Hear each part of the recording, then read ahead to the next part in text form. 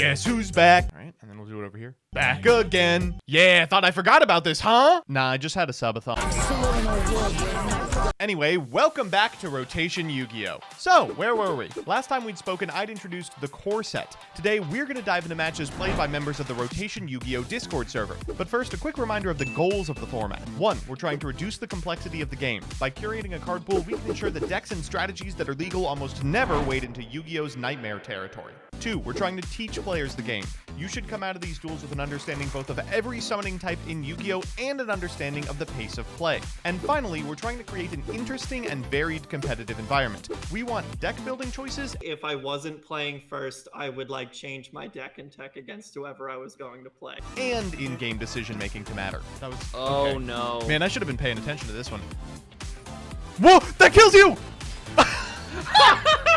Let's see what people played and how they did. First up, we've got a bit of a strange one. Reptier Control versus Utopia. They're going to begin with, as you would expect, ZS Ascended Sage and ZS Arm Sage. That will give their Utopia the effect to search Hyper Rank Up Magic Utopia Force and Sleipnir Mail. Next, they're going to go into the Utopia Force into Utopia Dragonar. They'll activate the effect to make Utopia Ray, then activate the effect of Utopia Ray in order to equip. They will go for an Automata Pyra here in order to get Zubaba Vancho Gagaga Coat and Utopic Automata Pia. Hell of a thing to say when trying to speed through a replay, and end on a Diamond Direwolf, a set card, and an equipped Zexal weapon. The thing about Utopia is, even though this looks almost unbeatable, this is all the gas they have in the tank. This deck does not have much of an ability to rebuild. So from this position, it's just a question of if we can break it with what we've got. At end step, we're going to activate the effect of Gizmek Orochi to get it onto the field, and in draw phase, the fun begins. We're going to begin with the effect of Gizmek Orochi. Our opponent's going to change Ultimate Leo Utopia Ray, but that only affects face-up monsters. So by booking our own Gizmek, we can dodge it and destroy our opponent's card.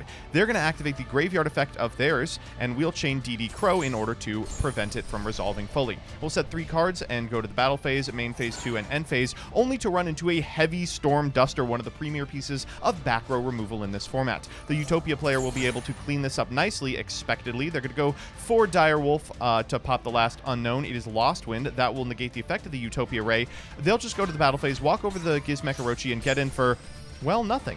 In fact, they're now stuck on just a Utopia Dragonar and an Ultimate Leo Utopia Ray, which is pretty easy pickings for the inevitability presented by Orochi. They'll go for Orochi, go to the battle phase, and the board is now clear. Set 1 and pass back to the opponent. They're going to go for another Utopic Automata Pyra, getting them a Utopic Automata Pia and another Zubaba Vancho Gagaga Coat, which is going to allow them to get another Utopic Automata Pia. They will go for 101 Silent Honor Arc, getting the Gizmek Orochi out of rotation by putting it under that monster, but also recycling Lost Wind.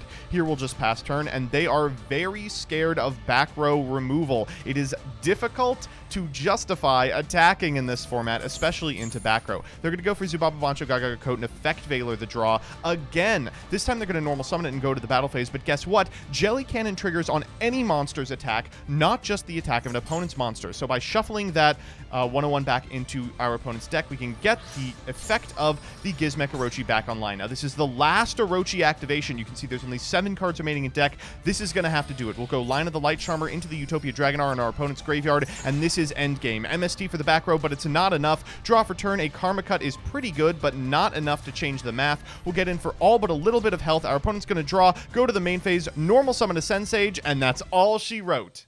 So as you can see, adapting to a format like this not only requires you to determine what's good or bad based on a limited card pool, but also to rethink at a macro level how you play Yu-Gi-Oh! Such is the case in this deck, Lesbian Turbo. I promise I didn't name it. It was all the Discord's fault. This is a deck that we did not expect to be playable, though we did put the Iris Sword Soul, an individually powerful card, in the core set.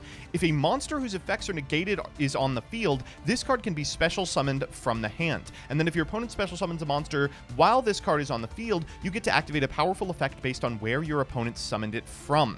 She is the cornerstone of this control strategy, and she's going to be playing against a very good deck. We're going to go for Card Cardian Pass, a pretty powerful move in any circumstance, and yes, it's facing down the one, the only Salamangreat. This is the big bad of the format, more powerful than anything else and the most represented both in Swiss and Top Cut. They're going to begin with a copy of Link Slayer and try and eat both of these back row at once. Thankfully, this effect Veiler will make quick work of it. Gazelle comes down next, but because that Link Slayer is negated, we can also summon the Iris Sword Soul. From here, they can go into Gazelle and into Foxy, triggering the effect of the Foxy, and then afterwards going into a Baylynx. Sword Soul will trigger here in order to destroy that Phalanx, but they do still get the activation of their very powerful field spell. In order to ensure that they're not able to make another Phalanx, we're going to have to fire this compulsory evacuation device on the Gazelle, and that is going to stop them in their tracks, setting the field spell, and passing turn. We've got just about one turn to figure this out, and that Heavy Storm Duster should do it. We'll normal summon this copy of Card D, go to end phase, and then pass turn. For turn, they're going to activate the effect of the Link Slayer, pitching a Rage, targeting these two, and the Heavy Storm Duster in response is fantastic. They're going to special summon this copy of Gazelle, but it will be responded to with the Iris Sword Soul and Hop-Eared Squadron, synchro summoning a Ruddy Rose Dragon. That'll banish the entire graveyard, getting not only all of the Phalanxes out of contention, but all of those Rages they were looking to reset with the effect of Wolf. This is the endgame play for this powerful control strategy. Not a lot competes with a 3,200 attack point Black Rose. We're going to normal summon a Card D for its attack points, and then get in for a ton of damage, putting the Salman Great player into top deck mode. They'll concede, and Lesbian Turbo takes a game not even in Pride Month. After 8 grueling rounds of Swiss, it all came down to this. 2 undefeated duelists. One Lilypod on an unexpected deck choice, Blue Eyes White Dragon, and Quantal Think on, expectedly, the perfect pub stomper, Salaman Great. Let's see how this goes. Quantal's going to begin by setting 2 and passing a very respectable play in this format, and Lily will respond with the ever-powerful Whitestone of Ancients into Blue Eyes Abyss Dragon. She's expecting to go off an end step, but walks directly into a Lost Wind. At end step, Quantal's also going to activate the effect of Gizmek Orochi to get it onto the field, and then draw for turn. Another Karma Cut, still no access to the Salaman Great portion of his deck.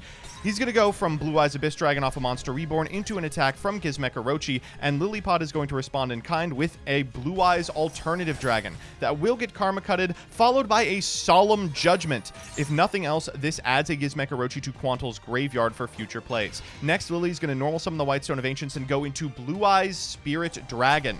That's going to allow Quantal to reset Lost Wind. She will go to battle and walk over Quantal's Gizmek Orochi, 2,500, just slightly bigger than 2,450. At end step, will trigger the effect of the Whitestone of Ancients to get a Blue Eyes White Dragon and pass it back to Quantal, who draws a Book of Moon. Lost Wind on this copy of Blue Eyes Spirit Dragon ensures that the Gizmek Orochi will resolve. We'll go for that next and then go to the battle phase, trying to walk over the Spirit Dragon and then Karma Cutting this Blue Eyes White Dragon. Pretty powerful and has simplified the board state, gotten Lilypod all the way down to 325 life points, but she's still kicking and way up in card advantage. For turn, she is going to draw, then begin with another alternative White Dragon. That's going to pop the Gizmek Orochi, and unfortunately, Quantal only has one more activation after the draw for next turn. Sage with Eyes of Blue comes down next. They are going to go for this copy of Gizmek Orochi right now before it's turned off by a Blue Eyes Spirit Dragon, and Whitestone of Ancients added to her hand. Afterwards, we are going to synchro summon another Blue Eyes Spirit Dragon and cycle back that powerful copy of Alternative for next turn. Pass back to Quantal, and Jack Jaguar gets the Salaman Great plays off to the races, but it's in the face of Blue Eyes Spirit Dragon, one of the deck's most frustrating counters. He's just going to pass here. Lilypod is going to draw and reveal another Blue Eyes White Dragon for Alternative. Alternative pop the Phalanx. Normal summon this copy of the Whitestone of Ancients. Make Vermilion Dragon Mech. Clear the entire field. Abyss Dragon to pump the Blue Eyes Spirit Dragon. And we are getting in for all but lethal. It's going to take a miracle with only 7 cards in deck. Quantal doesn't even have access to the Gizmek Orochi. Draws for turn. And a Rage won't do it. Game 1 to the Blue Eyes White Dragon. Time for game 2. Unsurprisingly, Quantal's going to be going first, and they do have access to the Salaman Great half of their deck this time. They will go Salaman Great Foxy and find off the top. Oh my god, a Gazelle. From here, we're going to make a Phalanx and trigger the effect of the Gazelle. That's going to allow them to add a Sanctuary to hand and send a copy of Spinny to the graveyard as well. They'll activate the effect of the Spinny in graveyard and then overlay the Spinny and the Gazelle. Keep in mind that we haven't left Mirage Stalio legal, so they're going to make Brotherhood of the Fire Fist Lion Emperor. They're going to trigger the effect in order to cycle the Gazelle, and then afterwards, they're going to link them off for a copy of Sunlight Wolf. They're going to set the Sanctuary, and then afterwards resummon that Sunlight Wolf, set 4 cards and pass turn. This is exactly where you want to be in Salaman Great. Now, Blue Eyes White Dragon has a pretty decent time breaking boards. We'll see if she can do it. She's going to begin with a copy of Dragon Shrine, setting the White Stone of Legends to the graveyard. That's going to activate, getting Blue Eyes White Dragon to hand. Then we will activate Bingo Machine Go, revealing that alternative White Dragon, and then revealing the Blue Eyes White Dragon in hand to summon it to their side of the field. Next up comes the Lost Wind to check the Blue Eyes alternative White Dragon, but don't worry, the stars are fine because we've got the White Stone of Ancients. That's going to have to be met by a Karma Cut, getting that Gazelle hell out of rotation, and unfortunately, there's Sage with Eyes of Blue. We're going to tag it a Dragon Spirit of White, targeting one of the back rows. Salamangreat Rage is the pick. They will activate it, destroying the Dragon Spirit of White, but now Quanta is all but out of cards, and unfortunately has drawn another Offerings to the Doomed off the top. A removal spell isn't going to do much. They're going to activate the effect of the Spinning Graveyard into a DD Crow. They'll be forced to hit in for 1800, and the ball is in Lilypod's court. She draws for turn. It's going to be a White Stone of Ancients into a copy of Link Haribo. Unfortunately, that does reset the Lost Wind, but it also means at end step we're going to be able to get Blue Eyes Abyss Dragon, which threatens not only a Blue Eyes on a future turn, but also, as you can see, a powerful fusion monster. Quantal finally draws a monster. He's going to normal summon this copy of Jack Jaguar, trigger the effect of the Sunlight Wolf, get back the Gazelle, and he is in a commanding position here.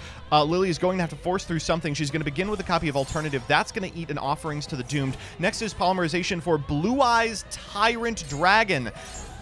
That's really, really strong, but unfortunately will fall victim to the second Offerings. We'll have to pass here, and no draw step for Quantal, but is in just such a commanding position, while that DD Crow is going to contest the re-add off the Sunlight Wolf, and the re-add for a second time. Quantal still gets to get in for a fair amount of damage and is in full control of this game. I struggle to think of anything Lily could draw to get out of this. Quantal is going to activate the effect of this Gizmek Orochi, an unbelievable draw, and oh, well, if there's one card that would get her out of this, the True Light is it. Quantal is going to walk into this copy of Blue Eyes Alternative White Dragon and then preserve it with the Balinks. Then in main phase 2, we are going to link into Hita and link into Salamangreat Pyro Phoenix, the finisher of the strategy, reincarnation summoning it again to clear the last monster on field and the True Light as well. Back to Lily. She's got no gas in the tank and will go to game 3. So it's time for that all-important game 3, and Lilypod is going first. Unfortunately, it's a brick, setting 3 and passing. Now, keep in mind, this is hardly a death sentence in rotation. Remember, while you can expect Quanta will probably do some amount of comboing, it's unlikely he's going to close the duel up right here. Oh no, heavy Storm Duster the hit. That's the only way to contend with Salamangreat's huge back row pushes. Circle next for a copy of Gazelle. He's going to go ahead and normal summon Gazelle, send a Spinny, trigger the effect of the Spinny, and then go to the battle phase. Unwilling to commit just yet. Next in main phase 2, we're going to make Balinks. We're going to get this copy of Sanctuary, set the Sanctuary, and then relink this Balink, set 3 and pass turn. Back to Lilypod.